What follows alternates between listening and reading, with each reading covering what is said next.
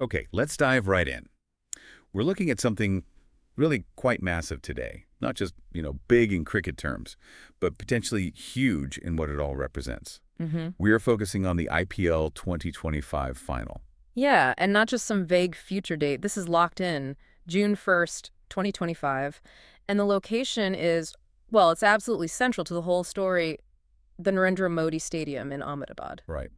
And this event happening there, it just feels different. It feels like it could be more than just your average final. Hmm. Maybe even, I don't know, a bit of a seismic event for the cricketing world. I think that's fair. We've been digging into all the context around it, the stadium itself, the city, the IPL, as a lead, trying to really unpack the why behind this specific final. Exactly. The idea is to get beyond just, hey, the finals in Ahmedabad. We Right. want to understand the layers, Yeah. why this stadium, why Ahmedabad over maybe other traditional venues. And what does that tell us about the IPL, about modern India, maybe about how sport and culture kind of mesh together these days? It's about giving you the background, the insights, so you understand why this specific final is shaping up to be such a massive deal. Whether you follow every ball of the IPL or you're just sort of generally interested in these big cultural moments. Precisely. And there's so much to get into. The scale of the venue is just wow. It really is. And the strategy behind choosing it, the whole IPL phenomenon, the fans, it's a lot. Let's start with the stadium then. It almost feels like the main character here. Definitely. The Narendra Modi Stadium. It's more than just,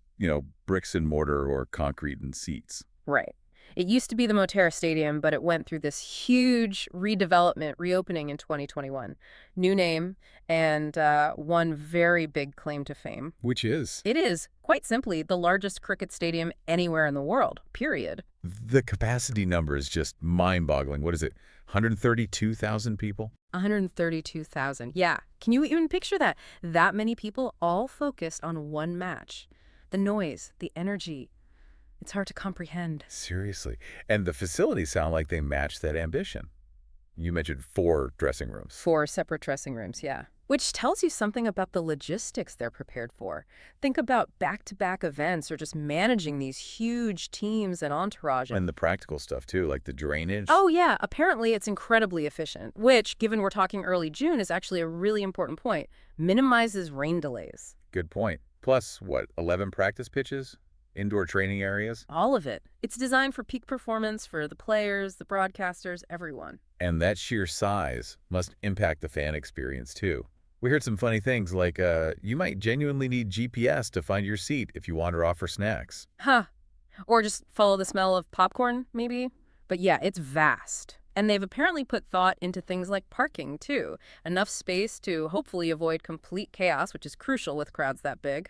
Sounds like they've tried to think through managing that human tide. Seems like it. So, okay, you've got this absolutely enormous cutting-edge stadium.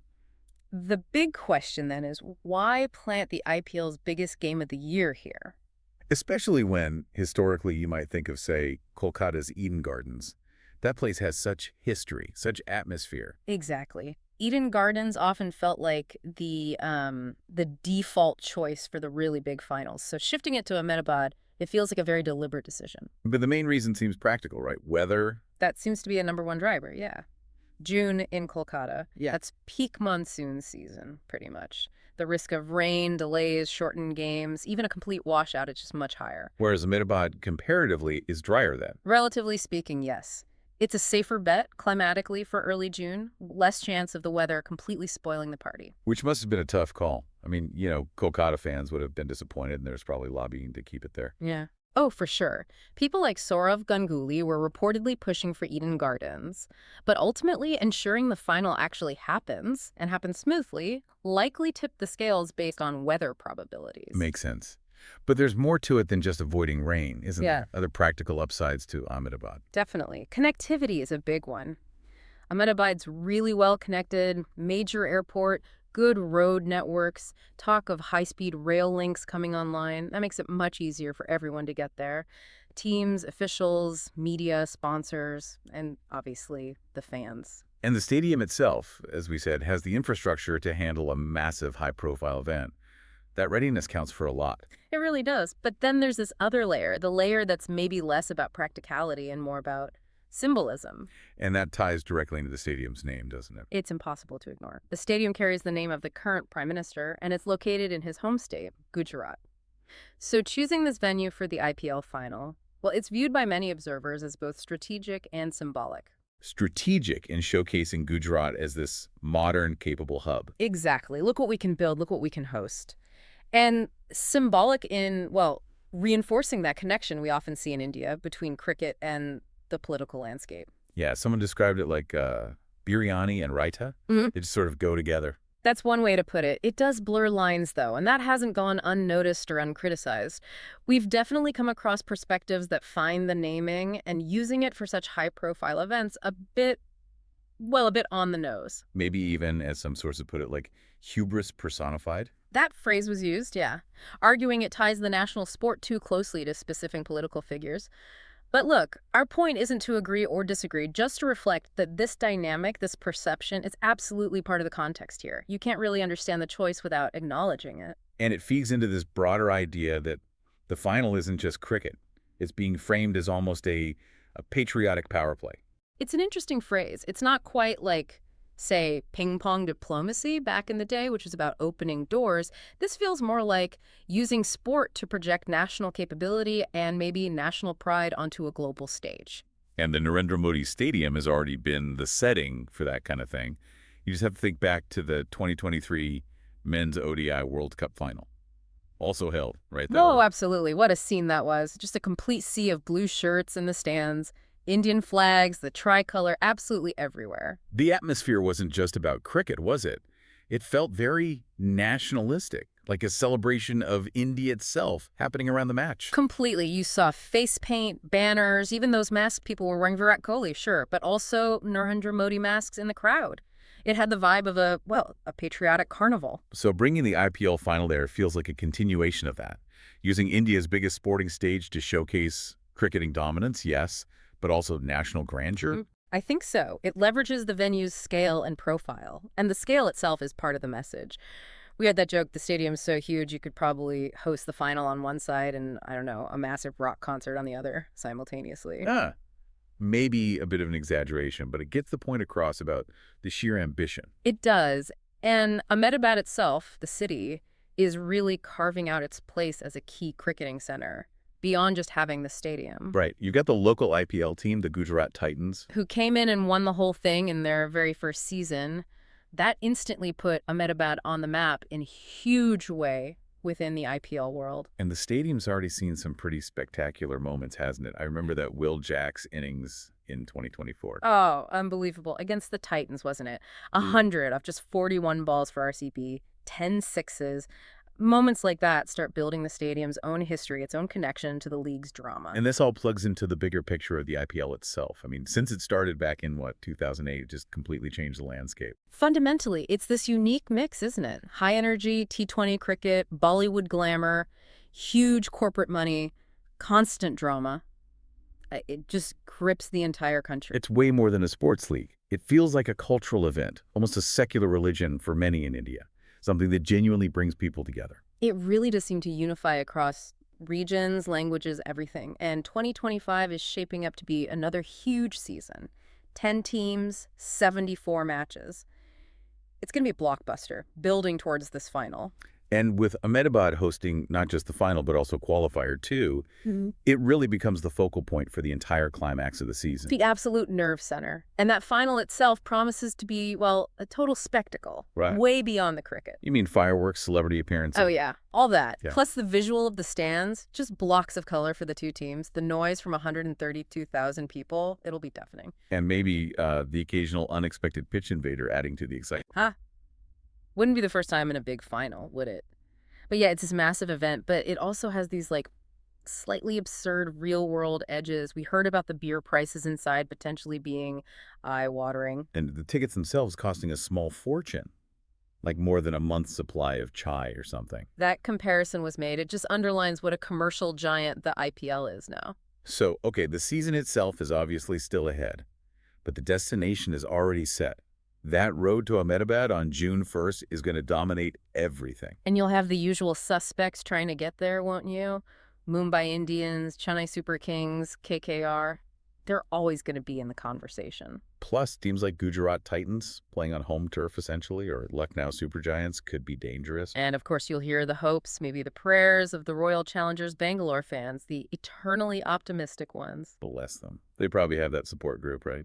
We'll win next year, Anonymous. Something like that. But look, for whoever makes it, the stakes are immense. For the franchise, it's about etching their name in history.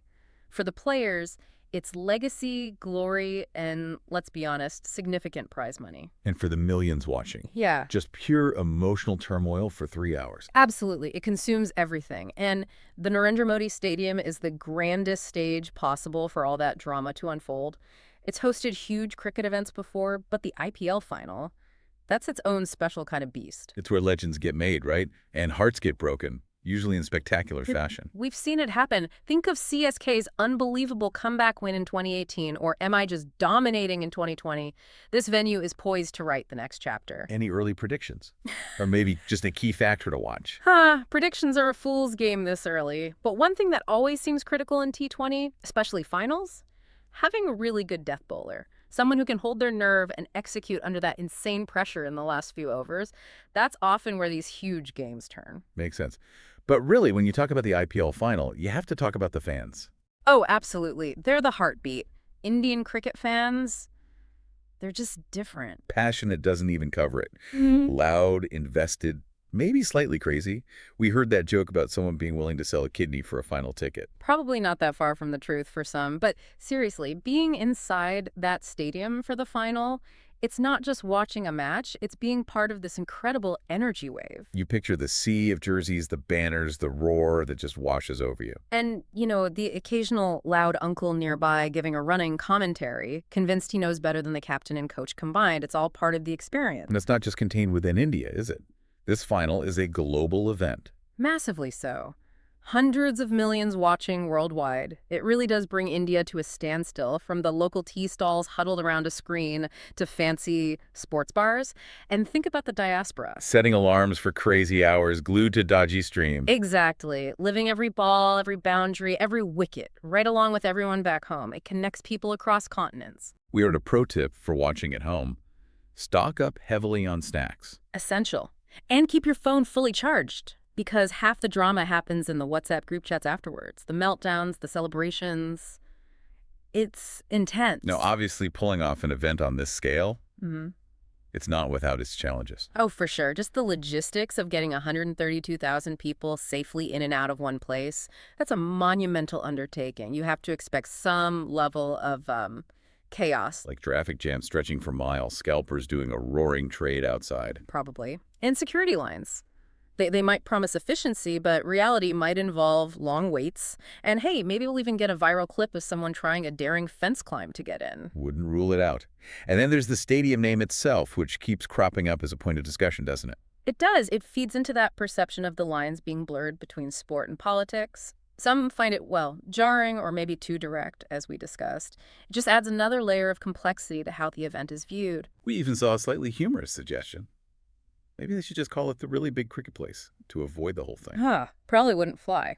But look, all these pieces, the massive scale, the symbolic location, the passionate fans, even the challenges, they all feed into this larger narrative that this final at this stadium is about more than cricket.